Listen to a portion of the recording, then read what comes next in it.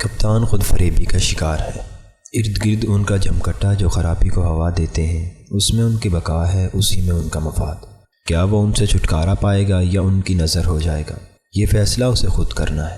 ایک سیاسی پارٹی کے نقطہ نظر سے پختونخوا میں پی ٹی آئی کی شکست بہت بڑا سانحہ، اس سے بھی بڑا حادثہ مگر یہ ہے کہ شبلی فراز کے سوا پارٹی کے کسی ایک بھی لیڈر کا کوئی ایسا بیان سامنے نہیں آیا، حقیقت پسندی جس میں جھلکتی ہو۔ شبلی فراز نے بھی یہ کہنے پر اکتفا کیا کہ اپنی شکست وہ تسلیم کرتے ہیں۔ سب سے پہلے یوسف زئی بولے، الجھے اور سہمے ہوئے۔ کہا تو یہ کہا کہ مہنگائی مار گئی، گویا یہ ایک خارجی حادثہ تھا، آسمان سے گرنے والی بجلی، طوفان باد و باران یا کوئی سیلاب۔ خود حکومت کا کوئی تعلق گرانی سے نہیں تھا۔ سامنے کی بات یہ ہے کہ دنیا بھر میں کورونا کی آفت سے نرخ اوسطاً 3.5% بڑھے ہیں۔ پاکستان میں یہ اشارہ 10-11% کیوں ہے؟ سب جانتے ہیں کہ سبب افراط زر ہے۔ افراط زر کی ایک وجہ بے شعور حکمرانی اور دوسری حریفوں کا ناک رگڑنے کی بے قابو خواہش۔ ایک بڑی وجہ روپے کی گرتی ہوئی قدر اور اس سے پیدا ہونے والی بے یقینی ہے۔ سرمایہ جس میں سہم کر تجوریوں میں بند ہو جاتا یا بیرون ملک فرار ہونے لگتا ہے۔ خوفزدہ تاجر اپنا ہاتھ روک لیتے ہیں یا قیمتیں بڑھا کر اپنا خسارہ پورا کرنے کی کوشش کرتے ہیں۔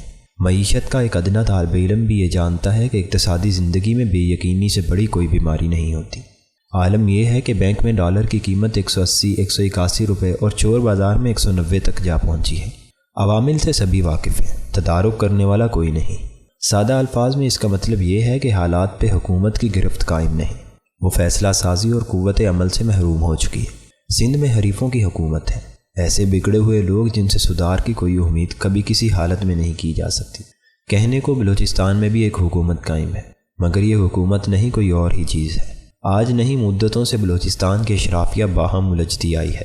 ان کی بیشتر توانائی ایک دوسرے کو نیچا دکھانے میں صرف ہوتی ہے، جوڑ توڑ میں زیادہ سے زیادہ ترقیاتی رقوم حاصل کرنے اور اپنے من پسند ٹھیکیدار مقرر کرانے میں۔ لگ بھگ ایک اشرہ پہلے تک علیحدگی پسند عناصر جب شدت سے کار فرما تھے، یہ ناچیز ہر 2-3 ماہ بعد بلوچستان جایا کرتا۔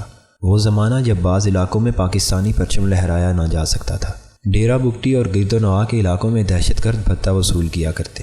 اس دور میں کبھی کسی ایک بھی سردار سے ملاقات نہ ہوئی جو وزارت اعلیٰ، وزارت یا کم از کم کسی اہم کمیٹی میں شمولیت کا امیدوار نہ ہو۔ پہلی ہی ملاقات میں ایک سردار کے فرزند نے کہا، فلاں فلاں وزیر اعلیٰ ہو سکتا ہے تو میں کیوں نہیں۔ اتنی سی بات جو لوگ سمجھ نہ سکتے ہوں کہ سیاست کی اپنی حرکیات ہوتی ہیں، اور یہ کہ آخری تجزیے میں وہ ایک مقامی چیز ہوا کرتی ہے۔ بلوچستان مظلوم تھا اور بعض اعتبار سے اب بھی۔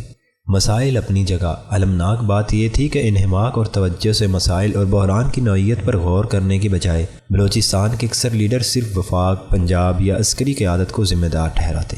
چند ایک ایسے بھی جن کا انداز فکر یہ تھا کہ بار رسوخ اور باوردی لوگوں سے تعلقات اگر خوشگوار ہوں تو صوبے کا نہ صحیح ان کا مسئلہ ضرور حل ہو جائے گا۔ یہی المناک پہلو ہے۔ سیاست ہی نہیں، آدمی کی ترجیح اس کی اپنی ذات ہوتی ہے یا اصلاح احوال۔ ابتلا کے ماروں، بچھڑے ہوئے لوگوں اور افتادگان خاک کے لیے دردمندی۔ جنگل اور ریگزار میں منزل پہ وہی پہنچتا ہے راستہ جسے معلوم ہو یا رہنما میسر۔